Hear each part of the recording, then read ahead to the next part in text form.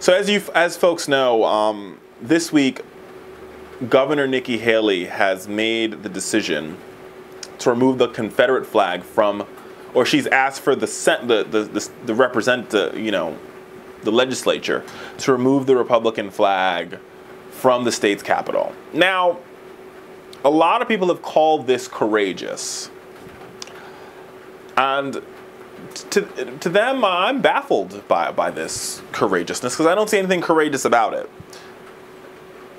The flag went up in the late 60s after the Civil War. The flag was basically a big, when they put the flag up on the state capitol, it was basically a big FU to the federal government who said, we are going to pass a Civil Rights Act. We're going to pass a Voting Rights Act. We're going to integrate public schools. We're going to make African Americans seem like they are the same type of citizens as white people.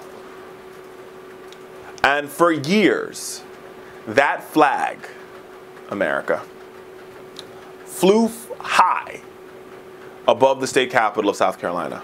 It took the death and killing of 9 innocent churchgoers by a deranged, racist terrorist for the people of South Carolina, for the Republican Party, for Nikki Haley to realize that having the Confederate flag flown over the South Carolina Capitol was a bad idea. And now we hear this week that former Governor Haley Barbour from Mississippi has said he sees nothing wrong with the Confederate flag. But to Haley Barbour I say, and to all those state legislatures, and to all those members of Congress, and to everybody out there who thinks there's nothing wrong with the Confederate flag, this is what I say to you. For hundreds of years in this country, hundreds of years, African Americans were taken on a ship from their home country against their own will, brought to the United States to chop sugar cane, to serve in people's homes, and to pick cotton as slaves. They were raped. Families were broken apart. People were beaten. People were treated as less human. Were treated as subhuman individuals. America complains about, and we sit back and we talk about how wrong it was for Hitler to have concentration camps, when we had concentration camps right here in the United States of America for hundreds of years. America, this nation, has sat there, and we've seen this country, folks, go out and work and to try to save the ethnic Albanians, when African Americans right here in this country have struggled, have died, have suffered, have been lynched, have been raped, have been had injustices done to them for eons, for centuries, for decades. And now, all of a sudden, because 9 innocent people have lost their lives, there's been a tipping point in America.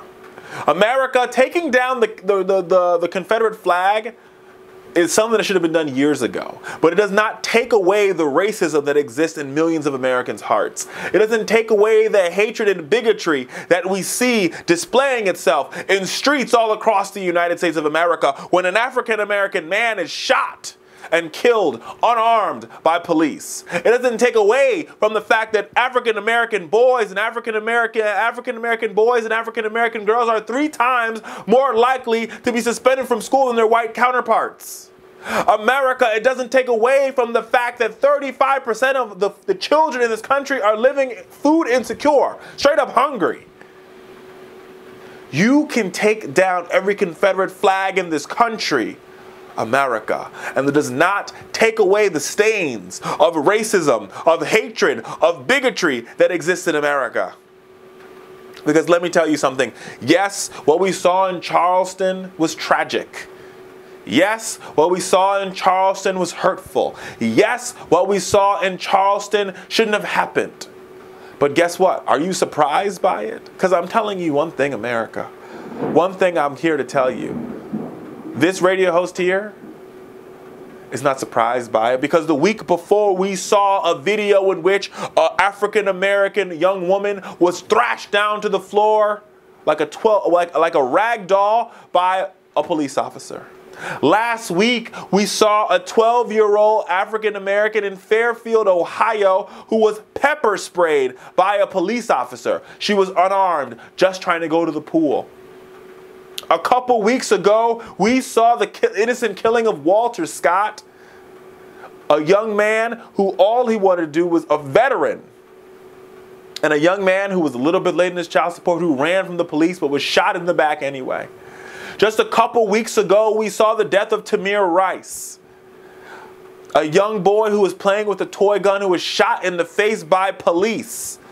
America, this time in December of last year, we saw an African-American man choked to death for selling loose cigarettes. America, if we want to truly fix our justice system, it's more than just taking down the Confederate flag.